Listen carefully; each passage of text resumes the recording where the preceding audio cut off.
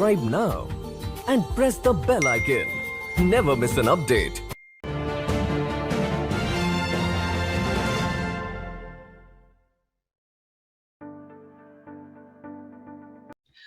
Namaste, konnichiwa. Welcome to the Nupur Tewari Show. Let's talk business. And today we have got very special guest, and he is none other than President of Phdchambers of Commerce, Mr. Multani. Mr. Multani, welcome to the Nupur Tewari Show. Let's talk business. Thank you very much. A pleasure and a delight to be here with you. Thank you so much for joining us today. And we're just so much, we're looking forward to know and learn so many things from you. And first of all, we would love to congratulate you for becoming the president of Phdchambers of Commerce. Thank you very much for that. Thank you very much. So now, please tell me what is actually for Japan. It is very new, Phdchambers of Commerce. So for the Japanese viewers, we'd love to know what is Phdchambers of Commerce. Okay, Phdchambers. Firstly, PHG stands for Progress, Harmony, Development, Chamber of Commerce and Industry. It is the third biggest Indian industry chamber. And we were established in 1905, 116 years young. And we reach out to more than 150,000 companies, large, medium, and small. We are spread across 16 states and 3 union territories of India. And we have 60 experts committees on various topics like agriculture, automobiles, information technology, you name it. We are covering all the various aspects of business. And our tagline is, we are the voice of industry and trade. So we like to take up for our members their industry issues, bring them to the knowledge of our government. We have signed MOUs, Memorandum of Understanding, with more than 150 chambers of commerce and industry in various countries, where we promote business internationally. We also work in harmony with the government of India, because whatever the goals are to make India a USD 5 trillion economy in another 1-2 years. So we work towards that, doubling of farmers' income, skilling, employment generation. So whatever the goals of the government are, we work in harmony with the government. And of course, whatever the ground problems we have, we bring the problems to the knowledge of the government and suggested solutions also. And fortunately, we have a wonderful government, and they're working very, very proactively. They're committed to make India a USD 5 trillion economy. Thank you so much. And I'm sure that viewers, they just came to know what is Phdchambers of Commerce, and they would be very excited to know and, to tie up with Phdchambers of Commerce, the Japanese businessman as well. But we'll be going back to your own industry, your own company, Multani Pharmaceutical. You are the chairman of Multani Pharmaceutical. So what the success story, if you can share with us the success story of Multani Pharmaceutical. Okay. Our company, Multani Pharmaceutical Limited, was established in 1938. It was established in Lahore, undivided India. Oh. Now, Lahore, of course, is part of Pakistan. Mm-hmm. Then we moved from there to Delhi. Today, Multani Pharmaceutical Limited is one of the top 10 Ayurveda, Unani, and food products company of India. We have a state-of-the-art production plant, which is WHO GMP certified plant, World Health Organization, good manufacturing practice certified plant. And out of 9,000 companies in India, hardly 20 companies have this. So we are one of those. And we also have certificate of pharmaceutical product, COPP. These certificates are needed if we have to export across the world, and they are accepted in various countries. Apart from this, we are also, to ensure the best possible quality, we have a drug testing laboratory. Now, this drug testing laboratory is approved by Ministry of Ayush, by the Ministry of Health and Family Welfare, CDSCO, Central Drug Standard Control Organization. It is also NABL accredited. These are the highest accreditations which you have in India. Now, we have this laboratory because whenever we get any raw material, because our main raw material are medicinal plants and herbs. So when the raw material comes in, we have to test them. In process, we have to test products, and before we dispatch to the market and to the consumer, we have that. So we have absolutely state-of-the-art drug testing as well as food testing laboratory. Apart Wow. from that, Multani Pharmaceutical Limited is also into organic medicinal plant cultivation, because a lot of medicinal plants are also sourced from the wild. But when you grow something yourself, then we know the quality which is there, because we follow the absolutely best cultivation policies, and we know they're certified organic. And naturally, when you have directly from the farm to the production facilities, you know you are using the best quality possible. We also have a research and development facility, R&D, which is approved by Department of Scientific and Industrial Research. Now, all these credentials which Multani has helped us in achieving this position where we are in the top 20 out of 9,000 companies in India. We firmly believe in quality products, efficacious products, and at reasonable prices. Wow. So what is the future goal of Multani Pharmaceutical? What are you planning for the future? Our future plans are that, you see, right now we are exporting to around 20 countries. Our world is very big. Now we need to, enter many countries, including Japan. And we are also now just going to venture into Ayurvedic herbal cosmetics, because this is a very, very big sector, and herbal cosmetics are a very, very big market.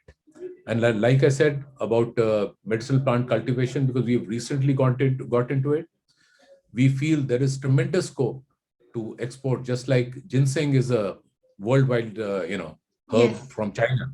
True. Our ashwagandha, according to us, is definitely many-fold better. Now we have to take our Indian medicinal herbs also all across the world. So we are working on taking them, working towards that goal. Wonderful. So how about Japan? Do you have plan for Japan too? Oh, Japan, firstly, I'll just say one thing. Japan and India are natural partners. True. We have the same strategic interests. We have the same viewpoints for the world. And it is very, very important in today's, especially the security atmosphere, the democratic countries have to work together. And fortunately, the former premier of Japan, Mr. Abe, as well as even your current Prime Minister and Indian Prime Minister, Mr. Modi, we have excellent relations with each other. And I also feel that we've got tremendous good relations with the Japanese, and with the Indian population also have very good relationship. So definitely Japan is a priority country for India. And I think India should be a very, very big priority country for Japan also.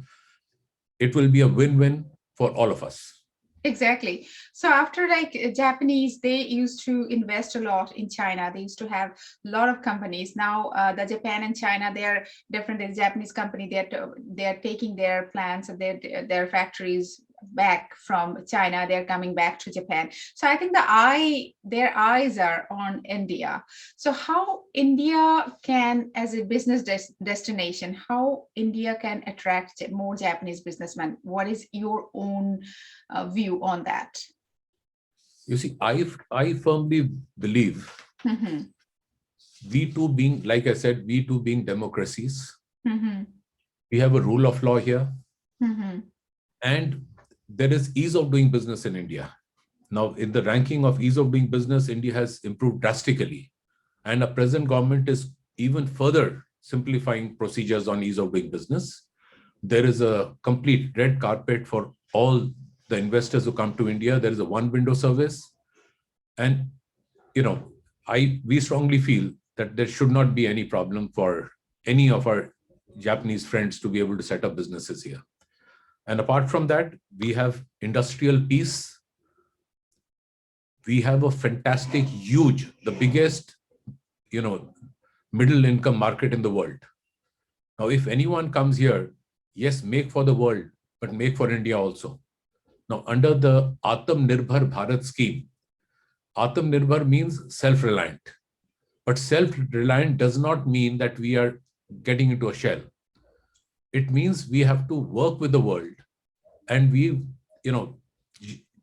all know Japanese expertise, Japanese products are absolutely outstanding. Now, when Japan and India work together, like I said, it will be a win-win for both. And we will definitely welcome as much investment as possible, setting up of joint factories here. And of course, if I may say, today in India or the world over, Toyota is the finest cars in the world. Sony TVs are the fantastic. If anyone has to take a choice between any, I will not use the name of our common friend, but I mean it as a irony, but no one buys those stuff. But we know if it is a Japanese product, it stands for quality. It will never let you down.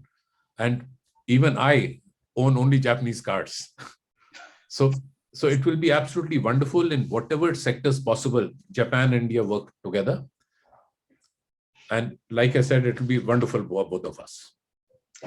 Wonderful. So now we will be, looking forward to have Indian delegation also in Japan. So what do you think about it? Like coming here, PhD Chambers of Commerce, bringing Indian delegation to Japan, because we would love to have more Indian businesses in Japan, more Indian brands in Japan as well. So what is your idea on that? You see, as the president of the PhD Chamber, it is my responsibility to further develop relations with all various countries. And we would love to take a business delegation to Japan. And, the sectors where we could really work on, there are so many of them, like pharmaceuticals, automobiles, apparel also, herbal cosmetics, agriculture. There are so many sectors we can work on. So we could identify the various sectors in which we could work on, and then we could get industries from those sectors to come and visit Japan. And of course, it would be good, not in this weather. I presume it should be awfully cold in Japan these days. When the weather is good and you have your lovely flowers and all blooming there in springtime, that would be a wonderful time for us to come. Exactly. Now it is not that cold though. I think Delhi is also, I heard that quite 3 or 4. So oh yes, right? Absolutely. Yeah. So Tokyo is around 5, 4 or 5.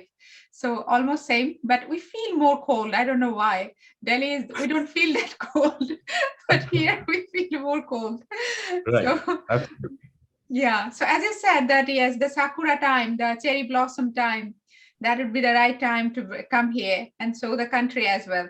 So when it comes to since we are talking about all the businesses, so we are just a little bit tourism related as well. India and Japan, definitely, we go long back. Buddhism, before Buddhism also, you'd be really surprised to know, like the Japanese god, they really pray to 7 god, and almost all of them are from India, and they came before Buddhism actually.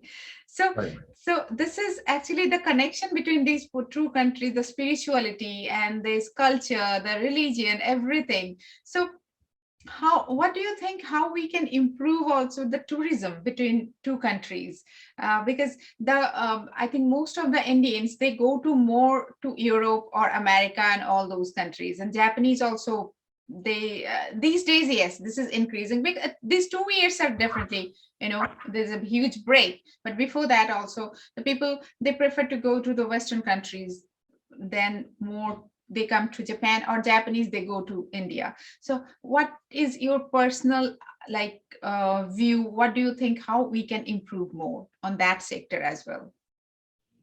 You see, one thing is definitely there, like you mentioned about religion in Japan. You see, India has a Buddhist circuit. Now, we could look at religious tourism, and of course, sightseeing and everything, and also business tourism. Yes, that's true. So when we look at all these combined together, now India is a very vast country. We have got the mountains, we have got the beaches, the seaside, we have got the wonderful history. beautiful temples.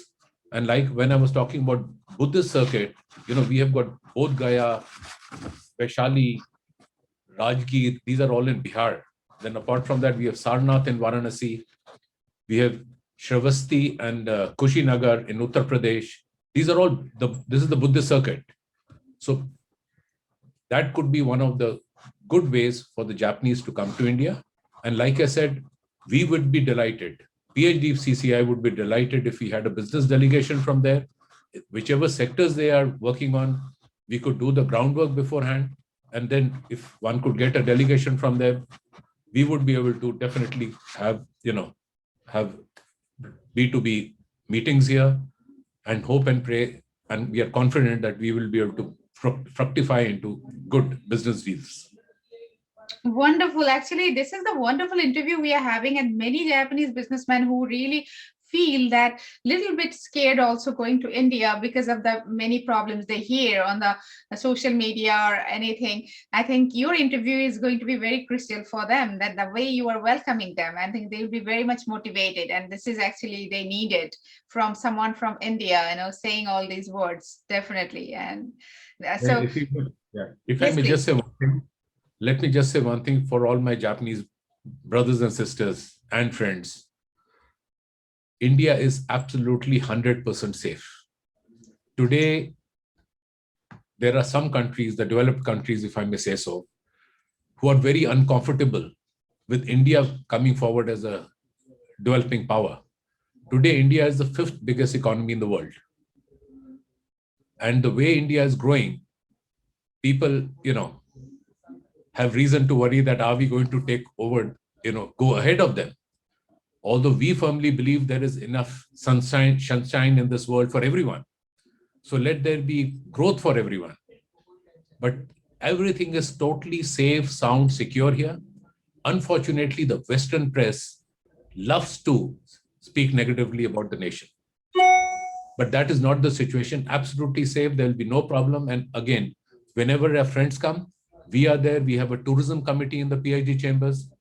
We would be delighted to organize things for you. Whatever our friends need, we are available here. So don't worry on that ground at all. Wonderful. It feels even the way those words came, it feels safe. And I'm sure the Japanese viewers are going to feel that safe as well. Definitely. And my last question would be role of PhD Chambers of Commerce in promoting ease of doing business. You already said a lot of things. If you can, add few more points as well. Definitely.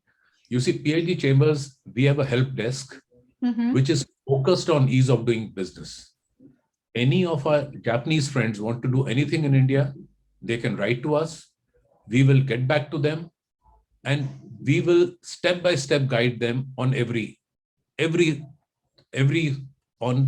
each and every way forward, because it is our duty. You see, if the government of India set a task of making India USD 5 trillion economy, we as a chamber work towards achieving that goal. And naturally, we would love to have Japanese investments in India. And we will be there at every step to there will be no pain for any of our Japanese friends. It will be a red carpet for them. And the Indian government has the lowest rates of taxes for new companies which are setting up here, a flat rate of 15% tax. So it will be simply wonderful if they come here and we are available. They will have no problems. Wow, it is. You just broke all the ices. Like I would say, this interview was very much needed for everyone, because the way you are welcoming, this is very positive, and everybody would be very much motivated. Hearing you, listening to your words, and I'm sure that more and more Japanese we can take from Japanese businessmen we can take from Japan to India, and we can welcome more Indian brands to Japan. And this bridge, actually, we can make this bridge bigger and broader and brighter. Absolutely. And similarly, we are all very keen, like I said, to come to Japan also. Waiting for the good times, and definitely we'll be in touch with you. And if we can, if we can know whom we should contact there, we will definitely lead a delegation to Japan also. We'll be waiting for that delegation, definitely, because here is a lot of things the Indian businessman can do. They're the big market, actually. This is people, the more Indian, they don't come to Japan because of the language, but Japanese government also working on language, they're making things in English, and the translation, they're making things easier as well. So I hope that we can welcome, Japan can welcome more and more Indian brands in Japan. Lovely. That'd be absolutely great. Wonderful. So let's work together and let's make this breeze really, bigger, broader, and brighter. Really look forward to that. And before we wind up, our good wishes to you, and thank you for having me on the show. And all I'll say is God bless Japan, God bless India. Let's all work together and make this world a more beautiful place. Wonderful. And it was my honor interviewing you. And the way you said, this is so positive vibe we get from so many miles away. We are almost 8,000, but I'm getting that positive vibes from you. So thank you for that. It was honor having you on my show. Thank you and namaste. Thank you very much. Namaste to all. Thank you. God bless. Thank you.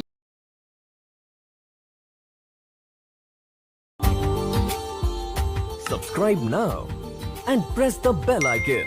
Never miss an update.